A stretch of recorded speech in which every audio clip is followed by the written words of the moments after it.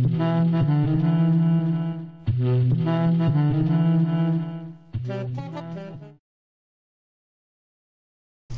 I guess I have a question from back when you were running Intel. I was curious, what was a typical day for you like?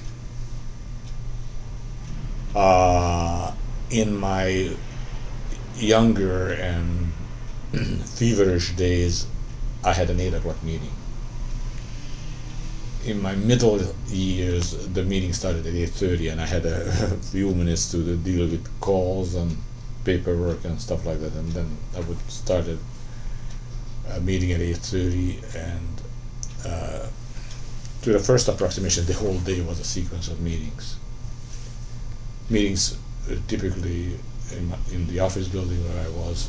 In later years, earlier, the meetings were when it was possible to take the meeting to where the activity was. I like to go to this division to have a meeting with the people or person that was running it in his place.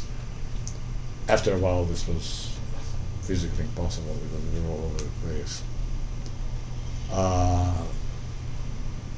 I had very little discretionary time.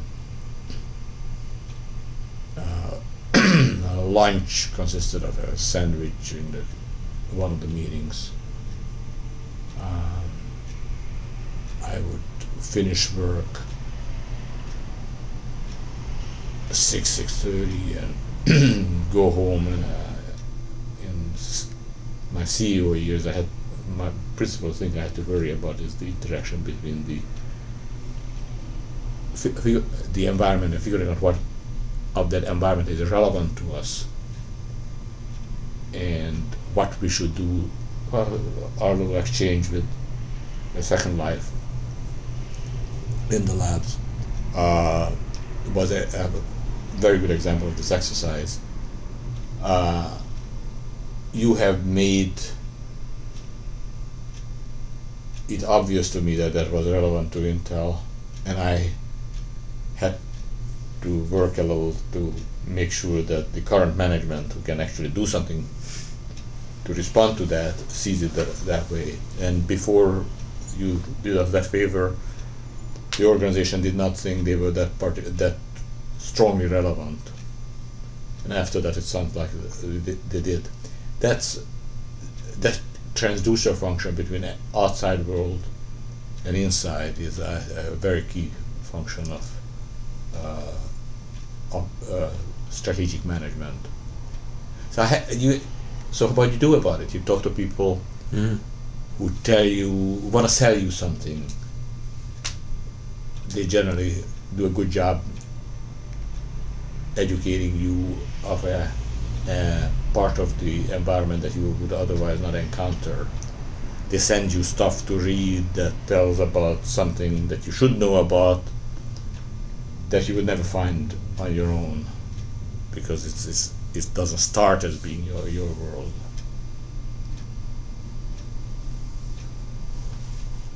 So that's extra. I could never read during the day. Actually fascinating. I just met with Mark Jung, who used to run MySpace at Fox Interactive, and he said the exact same thing. He said, now that I don't work there, my eyes have been opened up to a whole new world. When people talk to me, it's entirely different. I get totally different information. No one's trying to sell me anything. It's amazing. It was almost verbatim the way he described it. But it is okay when people try to sell you something if you kind of ride it to your benefit. That you want to sell me on a point of view. Teach me about that world that you are representing. And you're going to be very motivated to do a good job because you're selling. Ability depends on how well I understand the context in which you're selling. So I have nothing against selling, but the comment is correct, his and mine. People selling something or some action, trying to persuade you, is a very easily accessible source of information where you are in a position to do something about it, and becomes much less feverishly doesn't come your way nearly as feverishly after you are no longer in a position to do something about it. But okay. How would you describe your managerial style? I like to describe Intel in the early and middle years as being a dictatorship with a very strong belief in the First Amendment Bill of Rights, freedom of expression specifically.